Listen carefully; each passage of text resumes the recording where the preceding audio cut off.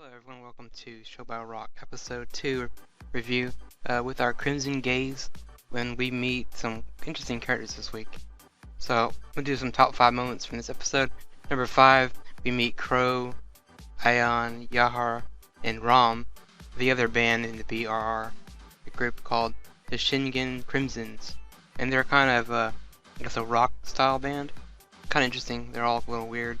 I would say some of them kind of suffer a little bit from maybe little Chinupia, where they believe they have these powers, they're otherworldly beings, but they're really just a band that is kind of struggling, just like our main girls. They're kind of, they're not getting a lot of jobs and all that, so kind of got to work a little harder.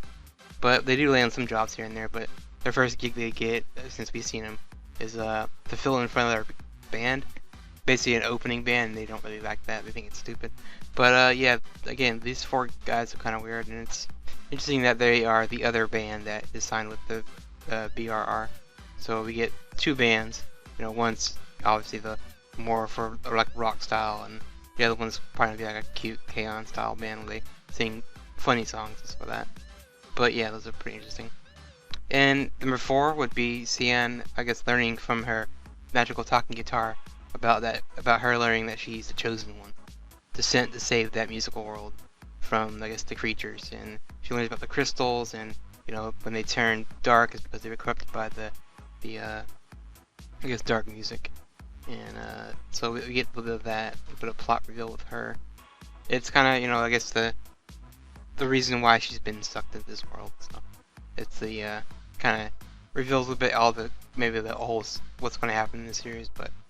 But yeah, that goes right into my number 3, which is just not being a boss of the week series. So we're not gonna have the fight of the week. This episode was more about Crimson, that band kind of doing their thing, and so it's more about them introducing those characters, which was kind of fun. And number 2 would be more CGI scenes. We get a little bit of that in the musical performance this week with the Shingen Crimson turning into all their chibi form that either you like it, don't like it, you look away when you see it, you don't want to, maybe you even turn your, I guess minimize your screen so you don't see it and you just hear the music. But I don't know, I think it's okay. I mean, I'm getting kind of used to it. I mean, there's other shows that I have done similar things to this as my best example would be Precure. They do some ending scenes where they dance, and it's a lot of CGI. Akatsu, which is another idol theme show aimed towards kids, they do the similar thing. All their musical performances are done in CGI. They never do any that are 2D animation. So I see why they do it, because it's easy. They can do a little bit more with it. They can make it look flashy, which they did with the performance this week. So yeah, I mean, I don't particularly like it, but I mean, it still looks pretty polished, even though they do come off looking plastic like figures, which is what they're aiming for. I honestly think that they're doing that because they're obviously going to sell these figures later on, which are the little deformed figures. And number 1, we had Cian kind of, I guess she has no place to go, so she moves in with the girls, and they all live in these different rooms. And I guess Cian's getting used to this maybe a little bit. She wants to get back home before Golden Week. But I'm not sure if that's going to happen. I'm not even sure if time is still going in the real world. Maybe it's frozen right now because she's in this other world.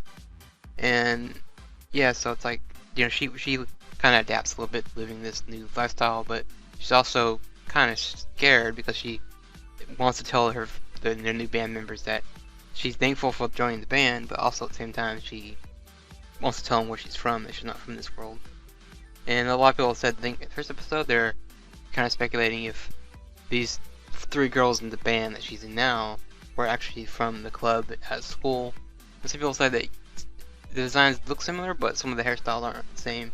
Obviously, I think the sheep girl, is the one that kind of doesn't fit if you look at the images. But yeah, I mean, it would be interesting if that was the case, that the other girls are actually in the real world, that she tried to join their club.